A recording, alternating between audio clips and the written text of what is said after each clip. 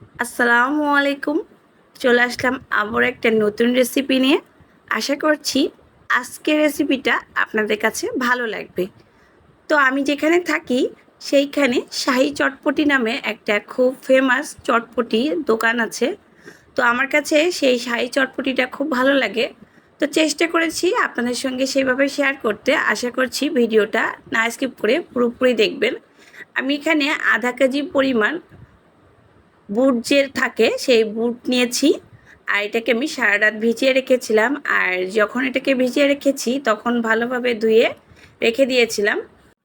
যেহেতু এটাকে সারা রাত ভিজিয়ে রেখেছিলাম সেই জন্য এটা এখন ফুলে দ্বিগুণ হয়ে গেছে। আর এটাকে এখন আমি প্রেশার কুকারে সেদ্ধ করে নিব। আপনারা চাইলে কোনো প্যানেও সিদ্ধ করতে পারেন, কারণ এতে করে সময় বেশি লাগবে। আমি সময় স্বল্পতার কারণে আমি এটাকে একটা প্রেশার কুকারে দিয়ে নিচ্ছি। আর প্রেশার কুকারে আমি 3টা বাসি দিয়ে নিয়েছিলাম। সব সময় চেষ্টা করবেন যে ডালটা নিয়েছেন তার উপরে আঙ্গুলের 1 কর পর্যন্ত পানি দিয়ে নেবেন, এতে করে পানির পরিমাণ সঠিক হবে। ডাল সেদ্ধ হতে লাগুক, আমরা এখানে তেঁতুলের টকটা তৈরি করে ফেলি। এখানে আমি হাফ কাপ তেঁতুল নিয়েছি আর তার ভিতরে হাফ কাপ পানি দিয়ে দিলাম। পানি দিয়ে এটাকে ঢেকে রাখবো 10 মিনিটের মতো। আর এটা কিন্তু কোনো গরম পানি নয়, নর্মাল পানি দিয়েছি। 10 মিনিট রেস্টে রাখার পর এটা কিন্তু ভিজে একেবারে নরম হয়ে গিয়েছে। এবার হাতের সাহায্যে এটাকে ভালোভাবে চটকিয়ে তেঁতুলের যে কাঠটা থাকে সেই কাঠ ভালোভাবে বের করে নিব। এবার ওই তেঁতুলের ভিতর দিয়ে দিচ্ছি 1 চা চামচ পরিমাণ লবণ, দিয়ে দিচ্ছি হাফ চা চামচ পরিমাণ বিট লবণ। এবার দিয়ে দিচ্ছি 2টা শুকনা মরিচ তেলে নিয়েছিলাম, সেটাকে গুঁড়া করে দিয়ে দিয়েছি। 2টা কাঁচামরিচ কুচি করে নিয়েছিলাম, সেটাও দিয়ে দিলাম। এবার দিয়ে দিচ্ছি চটপটি মশলা, আর দিয়ে দিচ্ছি সামান্য পরিমাণ লেবুর রস। এতে করে টকটা একটা ব্যালেন্স আনবে আর সুন্দর একটা ফ্লেভার ছড়াবে। আর পরিশেষে দিয়ে দিচ্ছি 1 চা চামচ পরিমাণ চিনি। চিনি হচ্ছে টকটাকে ব্যালেন্স করবে, কিন্তু টকটা মিষ্টি হবে না, টকটা কিন্তু টকই থাকবে। আর টকটা এখন রেডি হয়ে গিয়েছে। আর এর ভিতর হাফ কাপ পানি দিয়ে দিচ্ছি, যেহেতু টকটা অনেক ঘন ছিল। বাহিরে আমরা যে মামাদের দোকানে চটপটি টকটা খাই সেটা কিন্তু অনেক পাতলা থাকে।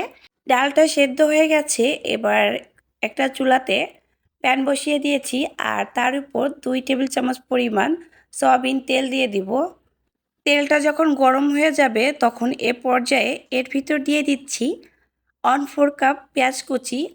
পেঁয়াজটা যখন একটু নরম হয়ে আসবে তখন এর ভিতর দিয়ে দেব 3টা দারচিনি, 4টা এলাচ, আর দিয়ে দিচ্ছি 2-3টা তেজপাতা।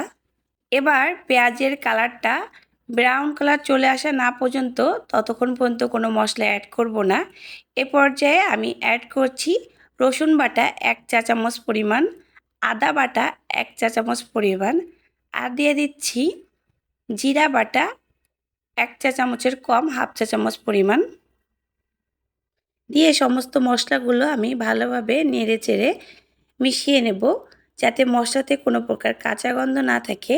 মশলাটা যখন ভালোভাবে ভুনা হয়ে যাবে এ পর্যায়ে দিয়ে দিচ্ছি 1 চা চামচ পরিমাণ মরিচের গুঁড়া, হলুদের গুঁড়া দিয়ে দিচ্ছি 1 চা চামচ পরিমাণ, লবণ দিয়ে দিচ্ছি 1 টেবিল চামচ পরিমাণ। যেহেতু আগে কোনো আমি লবণ অ্যাড করিনি। ধনিয়া গুঁড়া দিয়ে দিচ্ছি 1 চা চামচ পরিমাণ। আগে যেহেতু আমি কোনো প্রকার ডাল সেদ্ধতে লবণ বা হলুদ ব্যবহার করিনি, এই জন্য লবণের পরিমাণটা এ পর্যায়ে একটু বেশি দিয়েছি। আর এখানে হাফ কাপ পানি দিয়ে মশলাটাকে ভালোভাবে ভুনে নেব, যতক্ষণ পর্যন্ত মশলার গন্ধটা চলে না যাচ্ছে আর মশলা থেকে তেলটা না বের হচ্ছে। এ পর্যায়ে দেখতে পাচ্ছেন মশলাটা ভালোভাবে ভুনাও হয়ে গেছে আর মশলাতে যথেষ্ট পরিমাণ তেল উপরে ভেসে উঠেছে।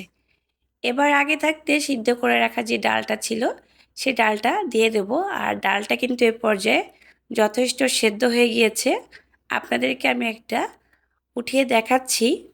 যেহেতু ডাল সেদ্ধতে আমি একটু পানি বেশি দিয়েছিলাম, এই জন্য এক্সট্রা করে পানি অ্যাড করা লাগবে না। এই পানিতে আমার ডালটা ভালোভাবে কষানো হয়ে যাবে। আর দেখতে পাচ্ছেন ডালটা এখন এই পর্যায়ে আছে। আর ডালটা কিন্তু এখন যথেষ্ট সেদ্ধ আর নরম হয়ে গেছে। এ পর্যায়ে অ্যাড করছি আমি হাফ কাপ আলু কুচিয়ে নিয়েছি। একটা আলু সেদ্ধ করে আমি ম্যাশ করে নিয়েছিলাম, আর সেই সেদ্ধ আলুটাই এর ভিতরে দিয়ে দিলাম। দিয়ে এটাকে আরেকটু নেড়ে চেড়ে ঝোলটা আরেকটু কমিয়ে নেব। এখন আমি চুলার জালটা বন্ধ করে দেব। এ পর্যায়ে আমি অ্যাড করছি 1 টেবিল চামচ চটপটির মশলা। এটা বাজারের কেনা চটপটি মশলা। আর আমরা সবাই ভালোভাবে জানি যে ছোলা রান্না কিংবা বুট রান্না যেটাই করি না কেন, ঝোল একটু বেশি রাখতে হয়, তা না হলে এটা পরে যখন ঠান্ডা হয়ে যায় একেবারে ঘন হয়ে যায়, এতে করে খেতে ভালো লাগে না। স্বাদের জন্য আমি দিয়ে দিচ্ছি 5-6টি কাঁচামরিচ। কাঁচামরিচটা কিন্তু আমি এখানে কোনো ফালি করে দিইনি, আস্ত কাঁচামরিচই দিয়ে দিয়েছি। এবার এটাকে নামিয়ে একটা পাত্রে ঢেলে নিচ্ছি। এবার এর ভিতর দিয়ে দিচ্ছি 2 টেবিল চামচ পেঁয়াজ কুচি, ধনেপাতা কুচি দিয়ে দিচ্ছি 2 টেবিল চামচ পরিমাণ। এবার দিয়ে দেব ডিম সেদ্ধ, আর ডিমটাকে আমি এভাবে স্লাইস করে কুচি কুচি করে নিয়েছি। আপনার চাইলে গ্রেটার দিয়ে কেটেও নিতে পারেন। আমি উপর থেকে সৌন্দর্য দেখানোর জন্য গ্রেটার দিয়ে কেটে দেখিয়ে দেব কেমন করে কাটতে হয়। আর এখন দিয়ে দিচ্ছি এর উপর শসা কুচি। শসা তো মাস্ট বি দিতে হবে। এবার দিয়ে দেব কাঁচামরিচ কুচি। আমি 2টা কাঁচামরিচকে পাতলা পাতলা কুচিয়ে নিয়েছি, আর সেই কাঁচামরিচটা দিয়ে দিচ্ছি। ঝালটা বেশি খাইতে চাইলে আপনারা কাঁচামরিচের পরিমাণটা বাড়িয়ে দিতে পারেন। এবার দিয়ে দিচ্ছি চটপটি মশলা 1/2 টেবিল চামচ পরিমাণ। মরিচ টেলে রেখেছিলাম, সেই মরিচ টালা দিয়ে দিলাম 1/2 চা চামচ পরিমাণ। উপর থেকে দিয়ে দিচ্ছি আবারও কিছু ধনেপাতা, আবারও কিছু পেঁয়াজ কুচি, আর দিয়ে দিচ্ছি সেই টকটা, যে টকটা আগে থাকতে রেডি করে রেখেছিলাম। এ পর্যায়ে আমার চটপটিটা রেডি হয়ে গিয়েছে। আমি আরও একটা ডিম সেদ্ধ করে নিয়েছিলাম, আর সেই ডিমটা আমি উপর থেকে এভাবে গ্রেটার দিয়ে গ্রেট করে দিচ্ছি শুধুমাত্র দেখার সৌন্দর্যে। তৈরি হয়ে গেল আমার ভীষণ মজার চটপটি। আশা করছি রেসিপিটি আপনাদের কাছে ভালো লেগেছে। ভালো লাগলে প্লিজ চ্যানেলটিকে সাবস্ক্রাইব করবেন। আপনি যদি তা করে থাকেন আপনাকে অসংখ্য ধন্যবাদ। আজ এ পর্যন্ত, আল্লাহ হাফেজ।